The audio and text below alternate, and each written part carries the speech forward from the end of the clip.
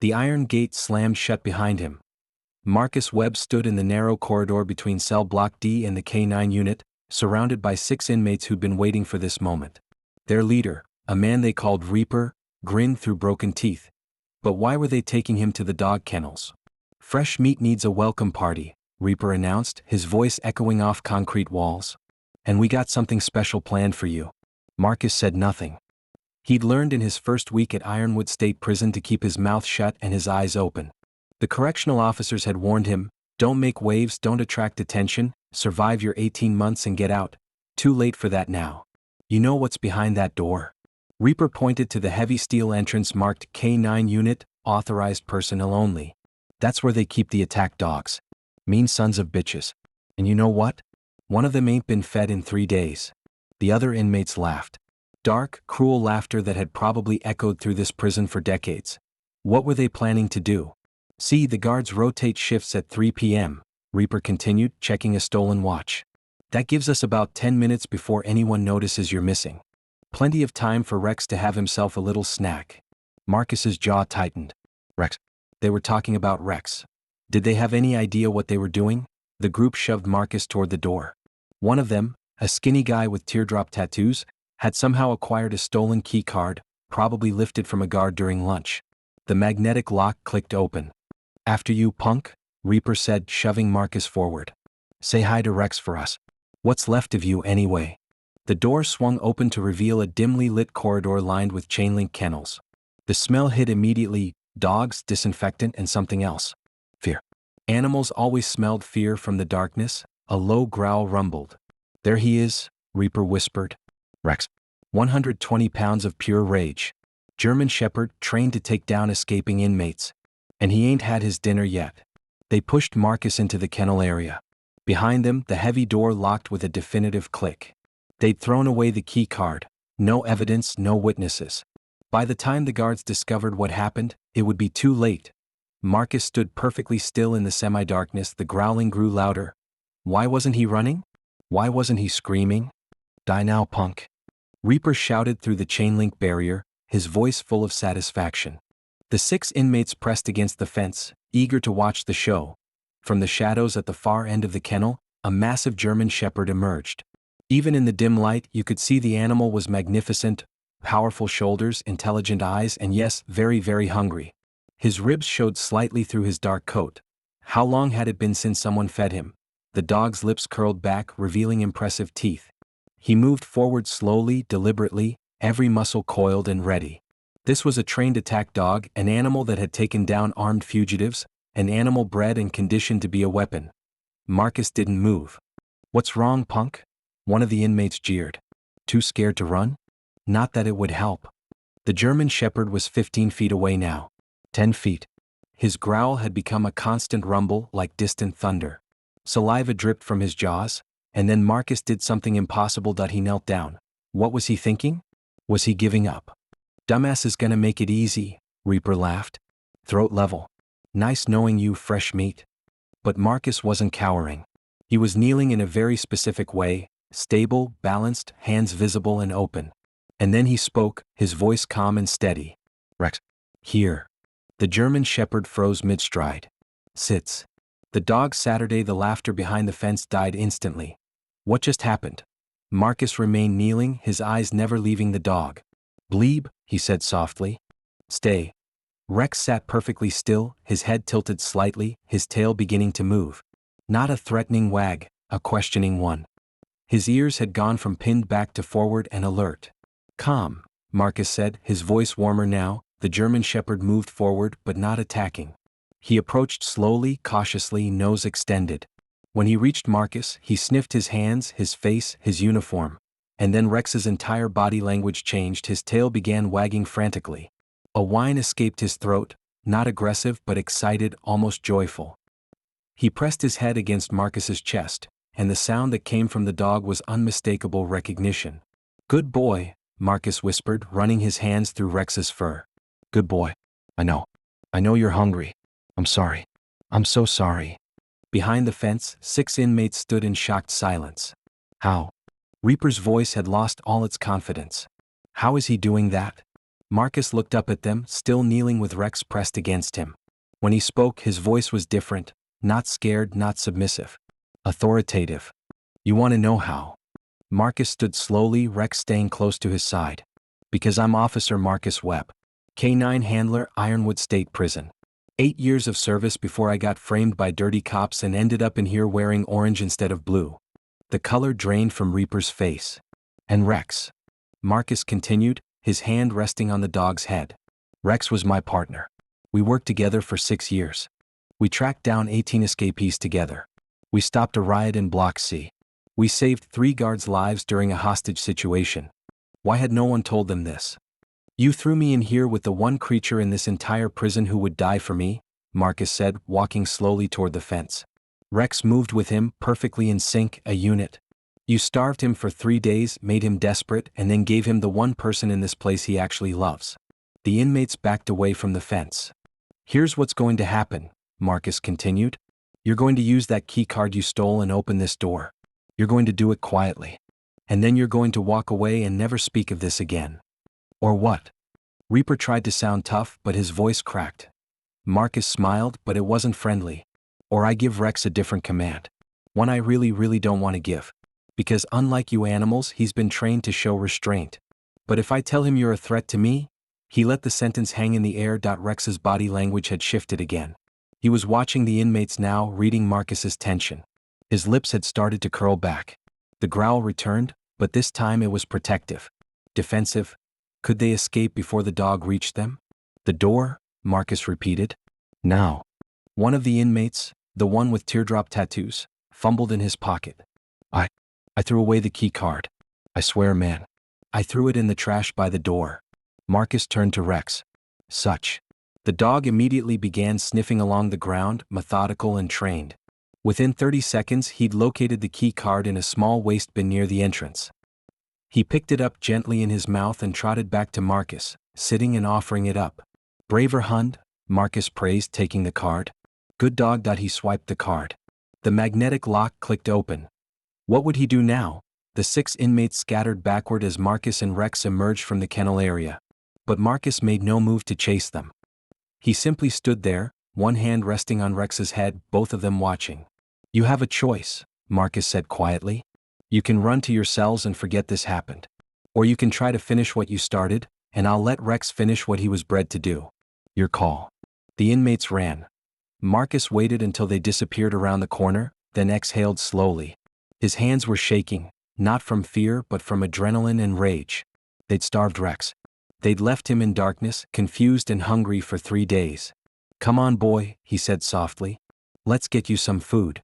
He led Rex back through the kennel area to the storage room where the dog food was kept. The door was locked, but Marcus had watched the handlers enough times to know they kept an emergency key under a loose floor tile.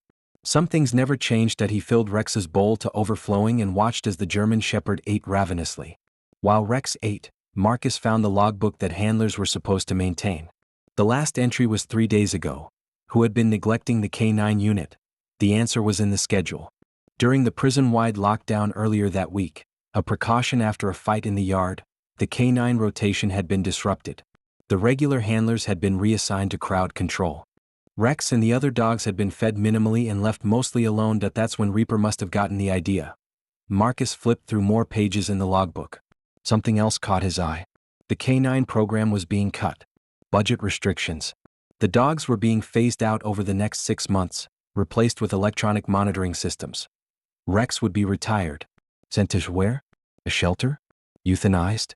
Not if I can help it, Marcus muttered. Rex had finished eating and now sat at Marcus's feet, looking up with those intelligent brown eyes. In them, Marcus saw everything.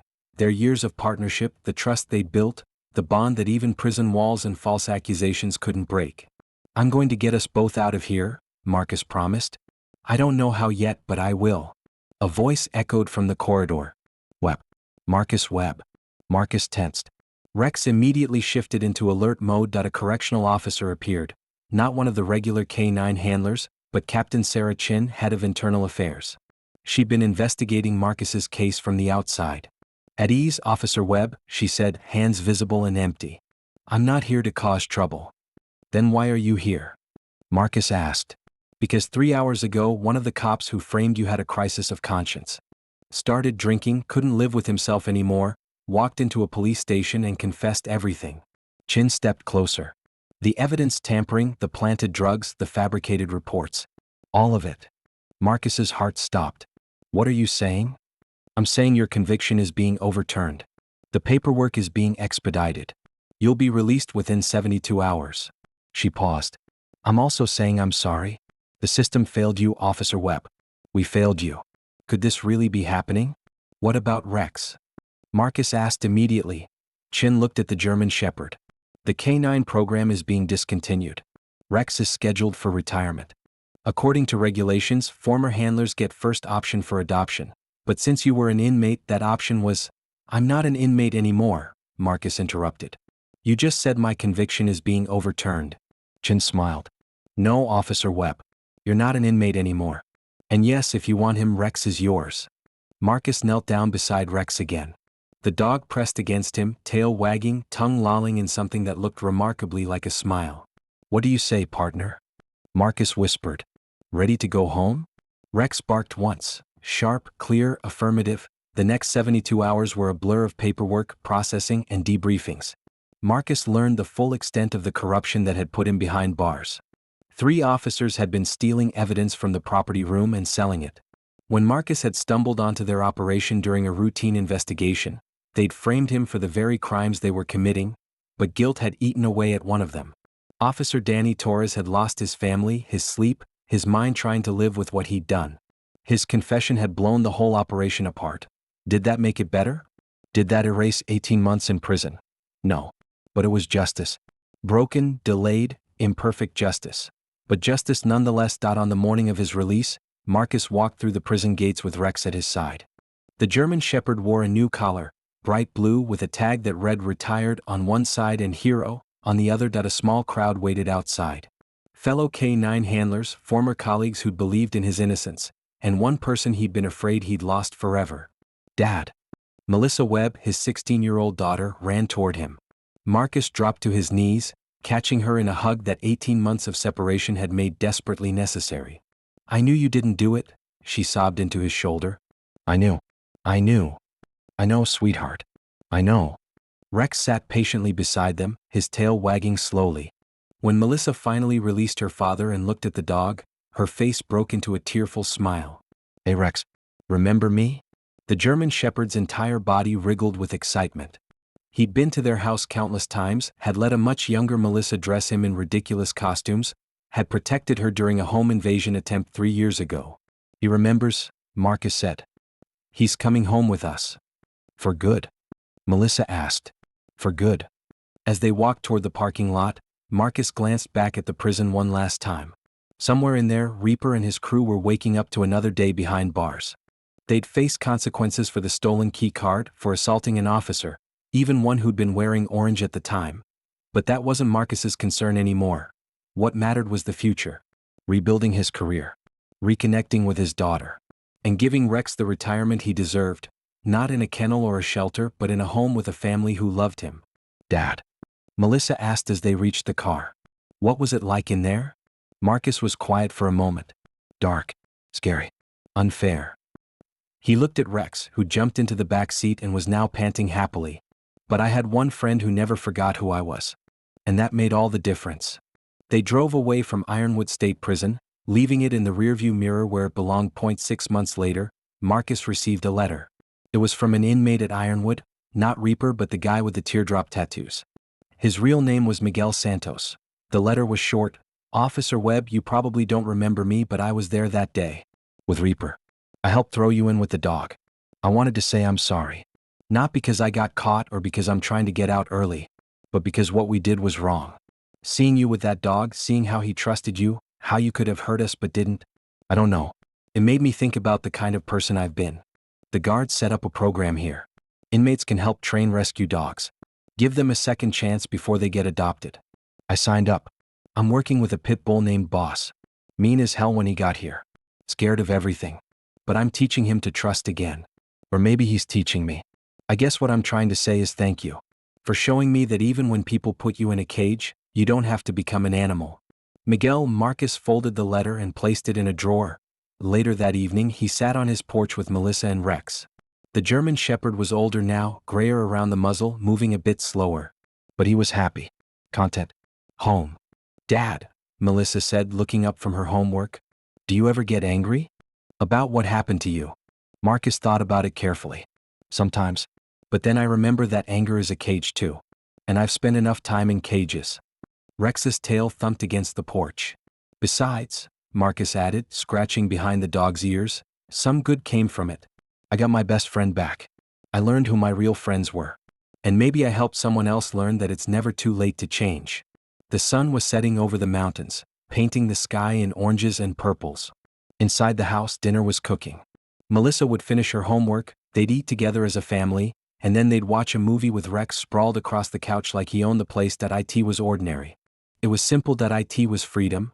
And in the end, Marcus realized that was the greatest victory of all. Not revenge against those who'd wronged him. Not even justice, though that had come.